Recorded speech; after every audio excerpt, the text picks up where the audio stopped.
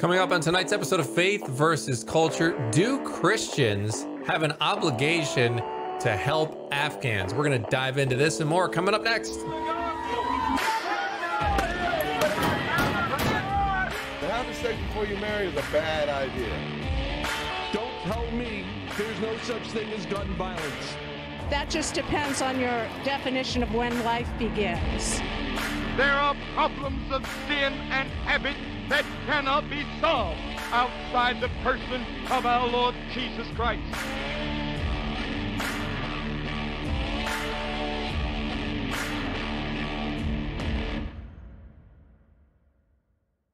Well, hello and welcome to this episode of Faith versus Culture right here on the CBN News Channel. I am FaithWire Managing Editor Dan Andros, and I'm joined by author, journalist Billy Hallowell. Billy, what's going on? I'm doing well. Thanks for having me today. Yeah, I mean, anytime we have a really slow couple of news weeks like this, it's always good to have you by for a chat. I mean, nothing going on. Absolutely nothing. It's been very quiet out there. Yeah, nothing to be disturbed or worried about in the world. It's very peaceful. Yeah, and I joke about it, but I mean, I wish it was a funnier topic, but it is obviously exactly the opposite of that. And so the question we kicked off there is, do we have an obligation as Christians to help Afghans? Because Billy, I know you see everything that's going on in the narratives, the various narratives that are happening on social media, as well as I do. And there is a lot of debate centering around this idea that we should just get out of there and wipe our hands of this situation. It was going to be bad no matter how we pulled that Band-Aid off. It was going to be bad. You saw the president say that. I've seen a lot of Christians echoing that same sentiment that we're not the world's police. We shouldn't be around. And I think there is an argument to be made on that. But the fact of the matter is we were there. And so I think that complicates that argument a little bit. And obviously we've all seen over the past couple of weeks just horrific images of desperate Afghans clinging to a plane and falling from the sky because they were that desperate. We've seen parents, moms handing babies over the fence, over the barbed wire to troops. I mean, can you imagine, Billy, the level of desperation that you must have to hand your child over to a random soldier on the other side of a barbed wire fence? That's the kind of mind-boggling images we're seeing here. And so then it really sort of grates at your sensibilities when your heart is breaking seeing images like that. And then to say, Yeah. well, what can you do? Time to go. So it's tough. It's a tough argument to make. So where do you want to start on all this? Well, I mean, who are they handing their babies to? What planes are they clinging to? They're handing their babies to American soldiers. They're handing their children to strangers, but these strangers they know are Americans. And so even when you ask that question, right, of do we have a responsibility? I think the natural answer to that, is yes. A lot of us want to say no, but it's interesting too. I guess the starting point for me is the world police argument, because it does feel like there are times where we will say, well, we can't be the world's police, but there are plenty of times that we have no problem being the world's police. And listen, there are times that we might need to be the world's police. I think it's very easy to sort of conclude on either side of this that you just have the answer, like, oh, we just need to leave. That's it. That's the answer. There's a lot of gray area here. I think for me, as a Christian, my starting point, and as an American, is saying, okay, well, if we do this thing, i.e. leave, what is the result? If we know the result is going to be an immediate crisis that leaves people dead and then trapped under a regime, by the way, a regime that we not only, toppled and tried to push out, but one that we know how it will operate. The Taliban, they're not new to the game. We know who they are. We know how they operate. So to leave a country worse off than when we went into it 20 years ago seems absolutely to be a horrific option. And yet here we are. Yeah. Yeah. And it's tough because, I mean, we at CBN and FaithWire, we've talked to Gold Star family members, and that's where your mind races to when you see kind of just wiping our hands clean of it. Did that just negate And that's how they feel. These Gold Stars family feel like you just trampled on my son or my daughter's sacrifice.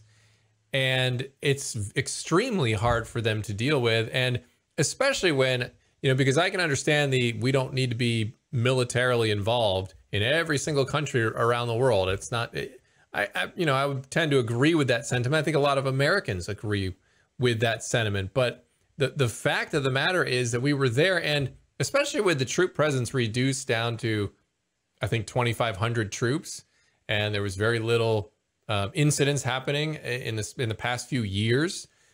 So is it that bad to have those troops in there? Because at times it could feel like, Billy, that the administration, both Trump and the Biden administration, felt like they were going for a headline win by saying they were the ones to get us out of Afghanistan and they were the ones to end the war. They kind of wanted that, and then just figured they'd get the praise from the media for ending the war, and then that was that. But obviously it didn't turn out that way. It was a complete and total disaster, and we're seeing human suffering that I don't think is going to leave people's minds anytime soon.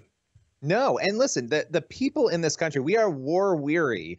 I mean, go back, and what's so sad about this is that we are just weeks away from 9/11, which was the event, the 20th anniversary of 9/11, the event that touched all of this off, right? I mean, let's go back 20 years and let's consider, and before I even go there, the troops, the people who have fought there, who have lost limbs, who have lost lives, the families who have suffered. It is a tough pill to swallow to say, well, we've lost this and we're just going to move on now as though the last 20 years didn't happen. Now, that doesn't mean that that's a reason to continue fighting something that you believe isn't going to be winnable. But to your point, we definitely had a much more peaceful situation 2 weeks ago than we do right now. I mean, so to me, I look around the world and I see that U.S. troops are all over this world. Nobody's calling for the tens of thousands of troops that have been in South Korea to just leave South Korea now. And the reason I bring that up is that the Taliban, if you recall, were they not involved in harboring and sort of shielding terrorists? Have they not been involved in public executions of their own people?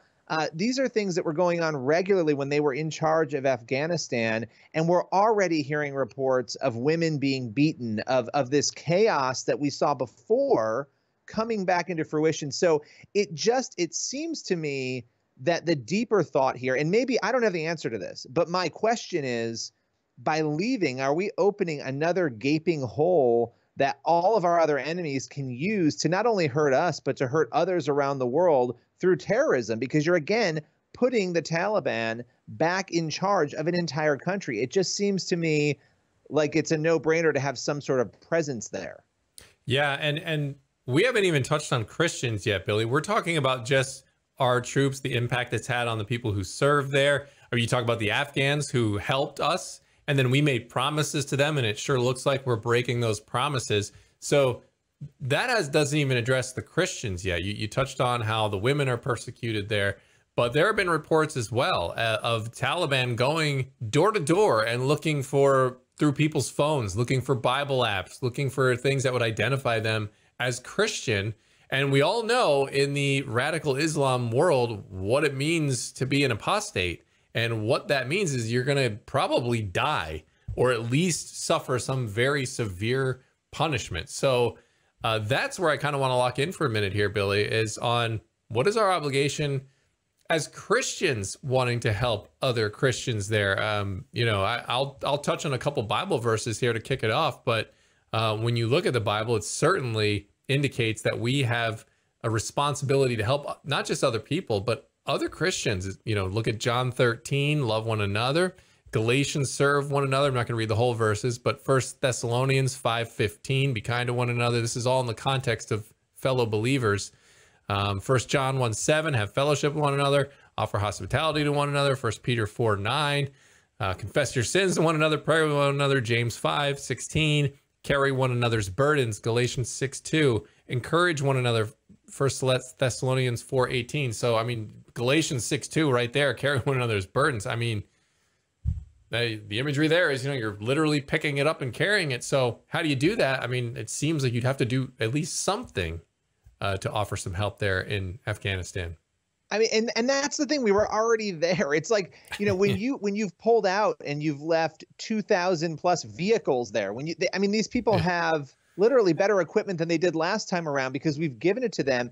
And so you have to imagine what's going to happen to those Christians already. If you look at Open Doors USA, you look at their report, Afghanistan before the Taliban, came back into power this past week and a half, they were already the second worst place in the world to live as a Christian in Afghanistan.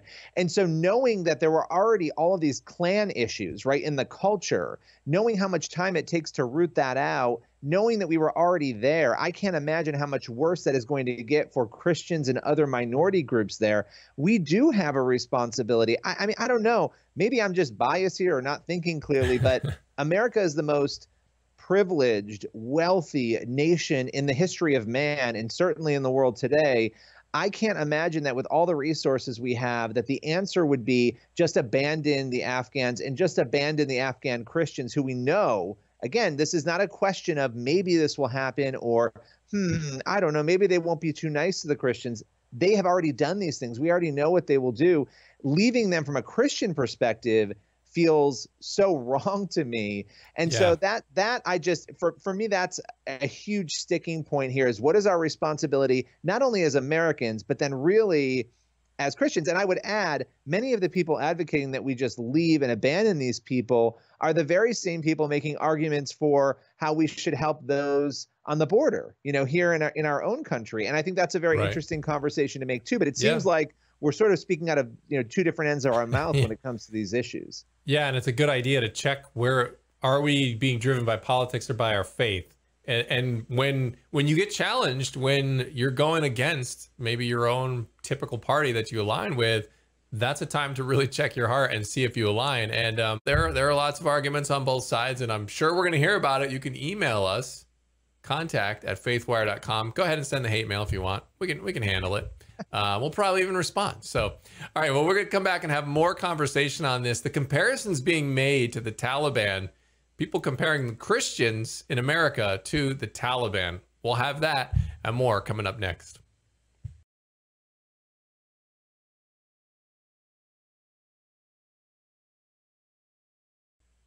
All right, welcome back to this episode of Faith versus Culture. Dan Andros here, Billy Hallowell there, talking about our need as Christians. What is it? What is our need? No need, a big need to help Afghans who are currently just going through a horrific situation, and in particular, Christian Afghans. What is our obligation to them?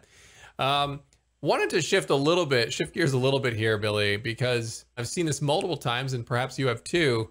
Christians kind of being aligned with terrorists and the Taliban and Al-Qaeda in these comparisons now that are kind of casually being thrown out and not really dismissed. Is this something we need to worry about?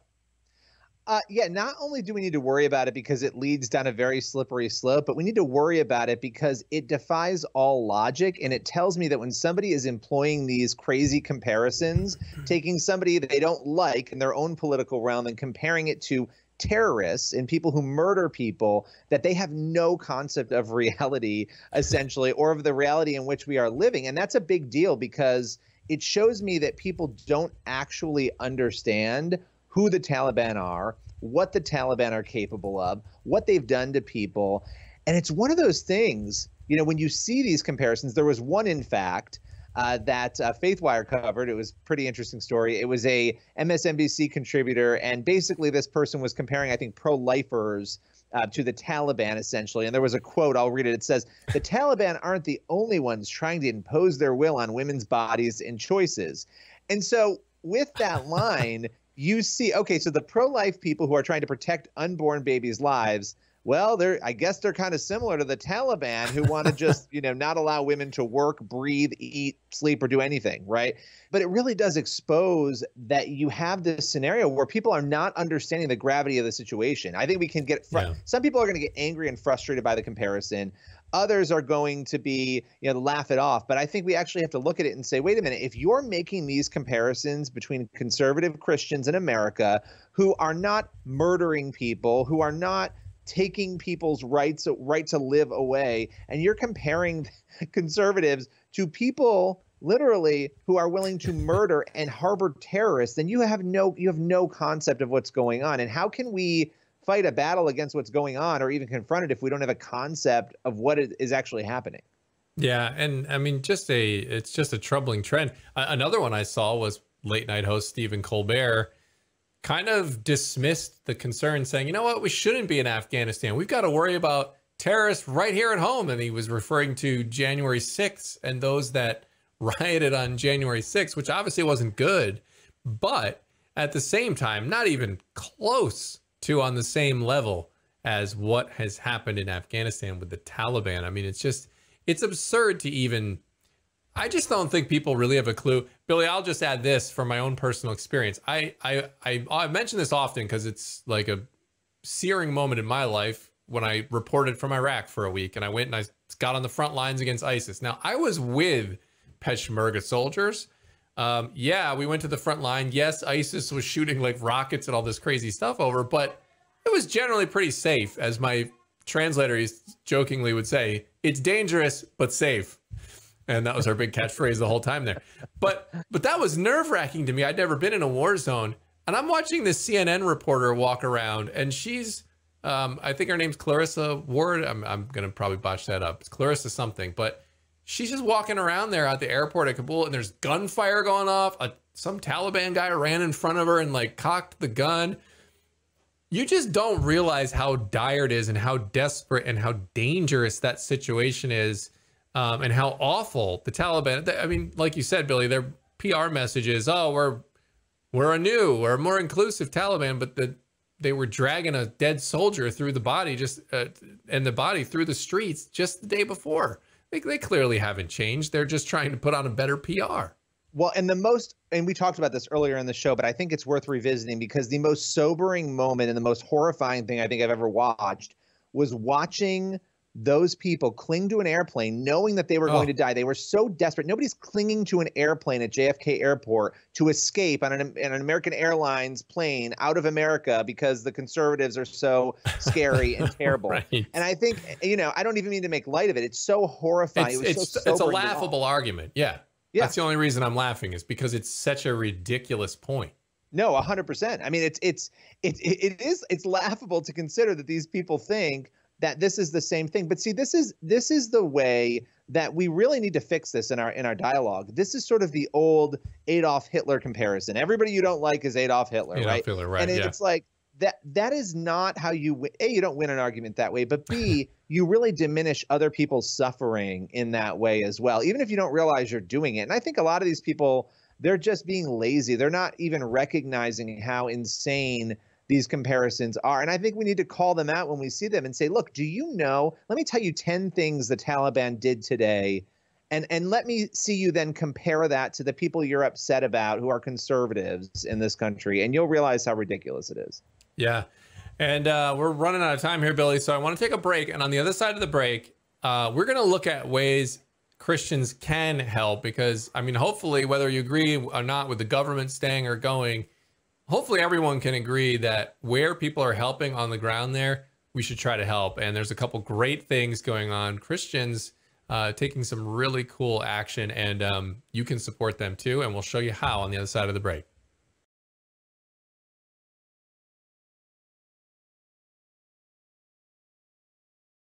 All right, we are back. Dan Andros here, Billy Hallowell there, talking about Christians and Afghanistan and all of the craziness that's been going on here recently with that. And wanted to leave everybody on a positive note here, Billy.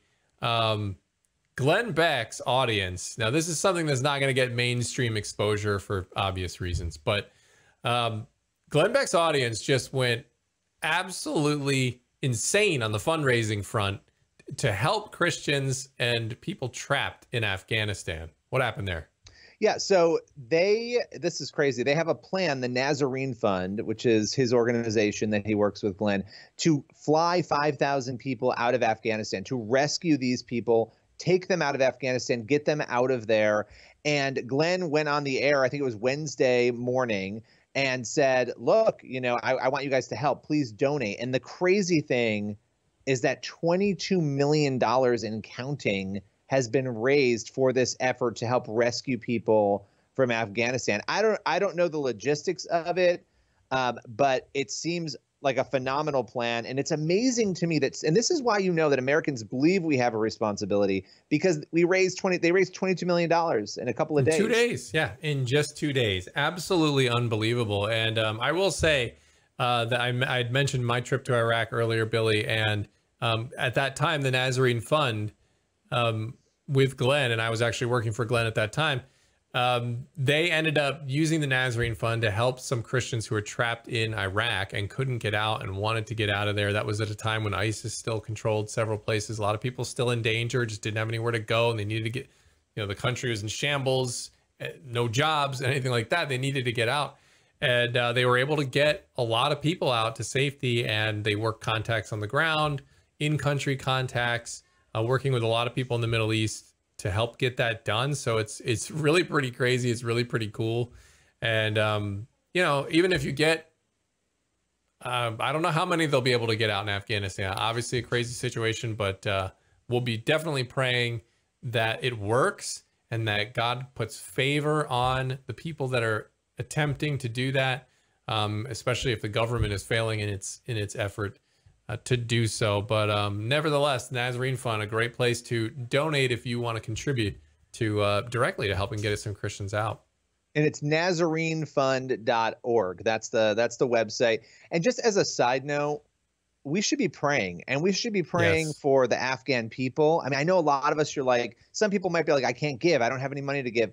We should be praying. Get like a note card out, write down the Afghan people, the Afghan military. You've got, obviously, we talked about Christians who are there, specifically praying for the Christian population. But guess what? Like, even praying, obviously, for our quote unquote enemies, for the Taliban, that there'd be changed hearts, changed minds. I mean, we should be in prayer endlessly about this, because it is heartbreaking. And we know that we can always find hope in Christ. And so I would just leave people on that note, too, to turn to prayer during this time. That's a great spot to leave it. Thanks, Billy, for joining us, and we will be back here on the other side of the break to wrap it up.